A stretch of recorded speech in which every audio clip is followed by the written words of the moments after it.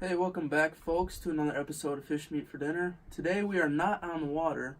Today we're doing something a little bit different. I've touched on this in one other video I did, but I kind of realized that it wasn't that great. So we're kind of refurbish it a little bit and show you more in depth on what we're doing today. So today I'm going to be teaching you guys how to tie flies and kind of my technique, but maybe you can kind of build off of it and learn a little bit on how to do this type of stuff. So first of all, you're gonna need, obviously they have these little hook holders here. They shouldn't be too expensive and you can probably find them online pretty easy. They just hold your hook so you got free hands to do stuff. And second of all, you're gonna need some bucktails. I have a pretty good selection here, different colors. Those shouldn't be too expensive either. And it should be fairly easy to find. I have a bunch of them. My grandpa used to do this. So he kind of got me into this and gave me some stuff that I can work with here. You're also going to need nail polish. This is so when you're done making, threading it up and you're pretty much complete, then you put this on there and it kind of seals it so that your thread can't come off, and overall it just makes the bait more durable.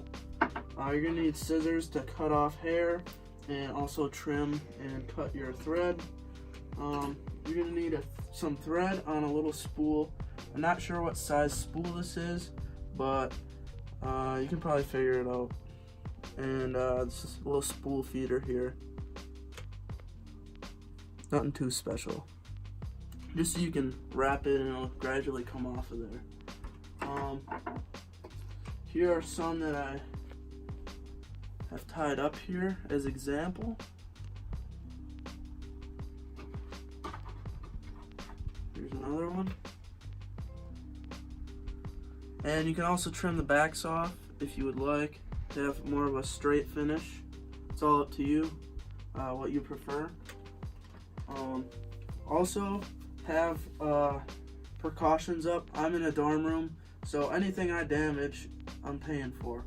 So I have obviously a towel laid out, and I have this little rack so when my flies are done, I can set them on there and they don't get paint all over wood or anything else that you might have around, and I'm capturing all the hair that I'm trimming off or possibly losing while I'm trying to fasten it on there onto this beautiful little towel here, so that I'm not getting everything dirty. So that's pretty much number one priority. Don't get everything dirty. It's your workplace. Respect it. So without further ado, let's get into the build. To start building these, obviously this is a size 4 straight shank hook. This is usually what people use. You can use like for bass jigs. I'll probably make a video on that, but that's a little bit different and more difficult. This is pretty simple. You're going to want to start out with your thread here. I like using red thread just because it kind of stands out. You can use black or whatever color you want, doesn't really matter. You want to make sure that you don't have a bunch out like I have right now. You want it kind of where you can work with it. You don't need to really tie a knot at the beginning since you're just going to be going over it multiple times. So you just want to put it on there and just start going around. It helps to have it sort of close at the start, so then you can just wrap. So you just start wrapping it on there, and then once you get it, oh, this is the sort of difficult part. You just gotta start wrapping that sucker on there.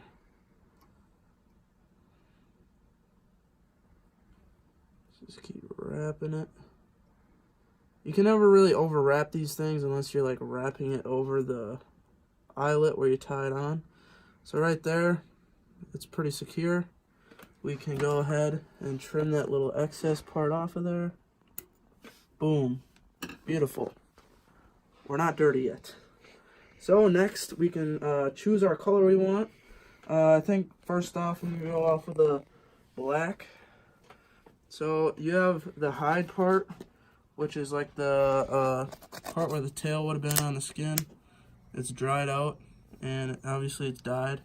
You want to grab like right close up to that hide.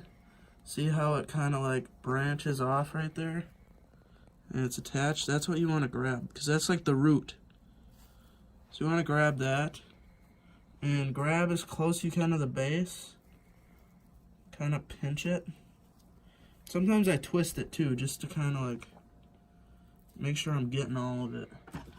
You take your scissors and you just nicely cut it off as best as you can. Make sure you got good scissors, otherwise you're gonna kind of shank it up here. So you got your hairs, and you're just gonna place them on there. Make sure it's sticking over your little shank part, your little eyelet part, because obviously if you don't have enough on this way, it's just all gonna fall off the back end. So now you can start wrapping. Make sure you get that wrapped part really on there, and then just start going around a bunch of times.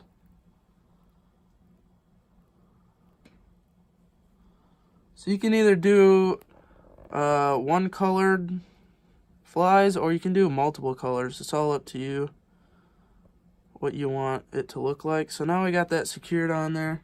You can adjust it, turn it, make sure it's kind of evenly spread out on there. Depends on how much you want. I'm going to be doing 2 different colors, so I don't want a bunch of the color on there yet, but it's looking pretty decent. That'll come back in the water, so it's not a huge deal. Flies don't have to be perfect, guys, as long as it catches a fish. Next up, we're going to use green. Same thing. I always grab with whatever finger I'm going to be placing on the actual hook, so that I'm not messing around with it, losing threads of hair while I'm trying to get situated. So we're going to grab quite a bit of green, since I didn't use a lot of black. So we got quite a bit of green this time. A little bit of pain pinching this stuff, but yeah. Thank you, John, the cameraman. This scissors kind of sucks. Booyah. That's what I like to see. So you got your green for now. Doesn't that look beautiful? Just gonna stick that on there. Make sure it's kind of like evenly spread out on there. And then you're just gonna wrap. Make sure when you're wrapping it, you kind of loosely give it so that it's nice in the position where you want it. Now you can adjust it accordingly now, and then secure it down real good. Since this is the last layer I'm doing, I want to check to make sure it's all situated the way I want it. And then just thread the living crap out of it. The more thread, the better, because then it's going to secure it more. So boom, you got your fly. Booyah. Now, we're going to seal it.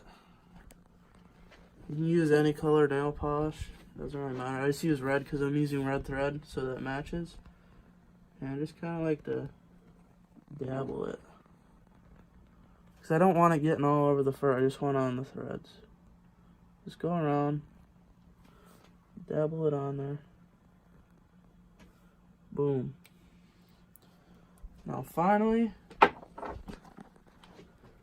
you just cut the little thread part, and then wherever that thread's sticking up, you take your nail polish and you just boom, touch it on there.